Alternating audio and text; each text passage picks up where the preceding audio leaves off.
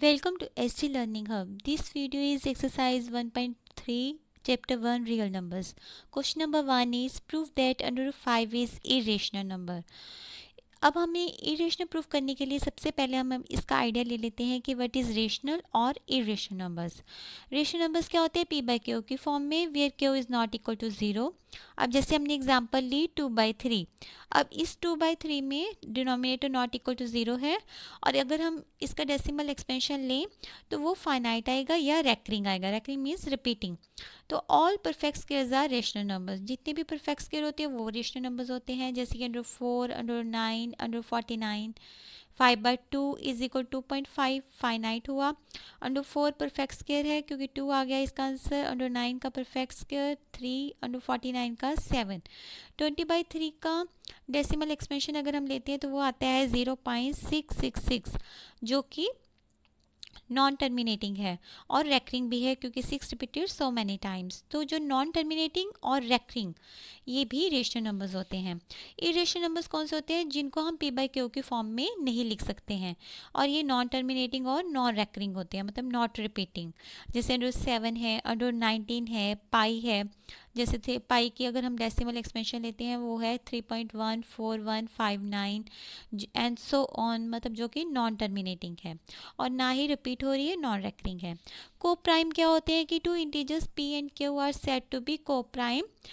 ये दो इंटीजर्स को प्राइम होते हैं अगर अगर उनका पी एंड क्यू का बोथ का जो कॉमन डिवाइडिंग इंटीजर होता है 1 हो तो उसे हम को प्राइम कहते हैं। अब हम सोल्यूशन देखते हैं क्वेश्चन नंबर 1 का। अंडर 5 को हमने इरेशनल प्रूफ करना है तो हम क्या करेंगे, उसका उलट लेके चलेंगे। जैसे under 5 is a rational number लेके चलेंगे। तो रेशनल नंबर हमने लिया, जब हम रेशनल नंबर ले सकते हैं तो अंडर 5 को हम क्या लिख सकते हैं, ए बाई बी की फॉर्म में, वेयर ए और बी इंटीजर्स हैं और A and B coprime है, having only one common factor है, बी और B not equal to zero है, जो कि डेफिनेशन ऑफ रेशनल नंबर है। तो अब हम क्रॉस मल्टीप्लाई कर देंगे। A is equal to under 5b, squaring both sides कर दोगे। A square is equal to 5b square. अब ए स्केयर जो है वो डिविजिबल बाय 5 है आपका। तो अगर ए इसके डिविजिबल बाय 5 है, जैसे कि हम एग्जांपल लेते हैं 25 है, वो डिविजिबल बाय 5 है। 25 क्या है? 5 का स्केयर। तो अगर वो डिविजिबल बाय 5 है तो 5 भी, तो अगर हम इसका ए स्केयर का ए ले लें, मतलब 5 इज़ डिविजिबल बाय 5, वो भी डिविजिबल बाय 5 ही होगा। तो इसी तरह ए इज़ डिविजिबल बाय 5। जब ए डिविजिबल बाय 5 है तो ए को हम 5 का मल्टीपल ले सकते हैं। A is equal to 5p for any integer p, और इस वैल्यू को हम यहाँ पुट कर देंगे 1 में। तो पुट करने के बाद 5p square is equal to 5b square, जो कि 25p square is equal to 5b square. Cutting करने के बाद 5p square is equal to b square. तो b स्केयर जो है वो भी डिविजिबल बाय 5 हो गया। तो अगर b स्केयर डिविजिबल 5 है तो b भी डिविजिबल बाय 5 होगा। तो अब दोनों ही a और b जो है वो डिविजिबल बाय 5 आ रहा है, मतलब उन दोनों का एक कॉमन फैक्टर 5 है। But this contradict our assumption, क्योंकि हमने तो कहा था कि ए और बी जो है वो को प्राइम है, उनमें सिर्फ 1 कॉमन फैक्टर होना चाहिए, बट यहाँ तो 5 कॉमन फैक्टर आ रहा है। तो under 5 can not be expressed as A by B, हम उसे रेशनल नंबर में एक्सप्रेस नहीं कर सकते। Hence under 5 is irrational. Second question is prove that 3 + 2 under 5 is irrational. अब इसको हमने इरेशनल प्रूफ करना है तो इसको हम क्या करेंगे, लेट एज्यूम कर लेंगे वैसे ही इसको रेशनल नंबर, और a बाई बी की फॉर्म में लिखेंगे। Therefore it can be expressed as a by B form where a and b are coprime, और लिख सकते हो कि a and b are integers, ये दोनों इंटीजर्स भी हैं, और b जो है वो नॉट इक्वल टू 0 है। तो 2 अंडर 5, यहाँ पे हमने क्या करना होता है कि अंडर रूट जो क्वांटिटी होती है उसकी वैल्यू निकालनी होती है। तो हमने क्या किया, ये जो 3 है इसको राइट साइड में ले गए और अंडर 5 की वैल्यू निकालेंगे, 2 के साथ डिवाइड हो गई ये दोनों।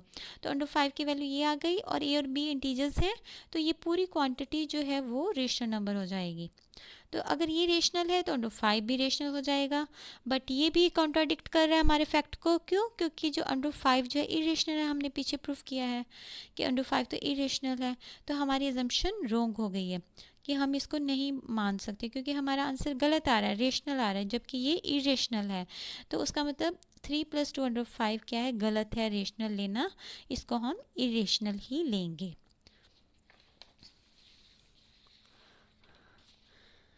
Question number 3 is proof. अब 1/√2 को हमने इरेशनल प्रूफ करना है। वैसे ही आपका कॉन्सेप्ट, इसको हम पहले रेशनल लेंगे, a/b की फॉर्म में लिखेंगे, b is not equal to 0, b और a and b are integers, और √2 इज इक्वल टू b/a। अब हमने √2 की वैल्यू निकालनी है तो रेसिप्रोकल ले लिया, और b/a, b और a इंटीजर्स हैं, so it is a rational number, तो √2 भी रेशनल नंबर हो गया। बट अगेन इट कॉन्ट्राडिक्ट्स, क्यों? क्योंकि √2 भी इरेशनल है, हमने पीछे प्रूफ किया है, तो हमारी एजम्पशन जो है वो रॉन्ग हो गया। 1/√2 इज़ रेशनल, सो हैंस √2 जो है वो इरेशनल ही होना चाहिए, हम इसे नहीं मान सकते रेशनल। और सेकंड क्वेश्चन है 7/5 को इरेशनल प्रूफ करना है आपको। फिर वैसे ही रेशनल लेंगे 7/5 को, a/b की फॉर्म में लिखेंगे, b not equal to 0, a and b are integers, और √5 की वैल्यू निकालेंगे विच इज़ a/7b। a और b इंटीजर्स हैं, सो a/7b इज़ रेशनल। अब जब ये रेशनल है तो √5 भी इरेशनल हो गया, बट ये भी कॉन्ट्राडिक्ट हमारी एजम्पशन कर रहा है, क्योंकि √5 तो इरेशनल है, इस फैक्ट को कॉन्ट्राडिक्ट्स कर रहा है। तो क्या होगा कि हमारी जो एजम्पशन है रेशनल लेने की वो रॉन्ग हुई, तो √7/5 को इरेशनल ही होना चाहिए। 6 प्लस √2 को इरेशनल प्रूफ करना है अब हमें। वैसे ही रेशनल लेंगे, इसको a/b की फॉर्म में लिखेंगे, और a/b integers b not equal to 0, 6 plus √2 को इज इक्वल टू a/b। √2 की वैल्यू निकालोगे, a/b माइनस 6, और a और b इंटीजर्स हैं, तो ये a/b माइनस 6 भी रेशनल नंबर हो जाएगा, तो √2 भी रेशनल हो जाएगा। But again it contradicts the facts because √2 is irrational, हमने पीछे प्रूफ किया है, तो हमारी एजम्पशन रॉन्ग हुई, हम इसे रेशनल नहीं ले सकते। सो 6 प्लस √2 जो है वो इरेशनल ही है। So guys, thank you for watching. If you like my video, please like, share and subscribe, and don't forget to press the bell icon. Thank you.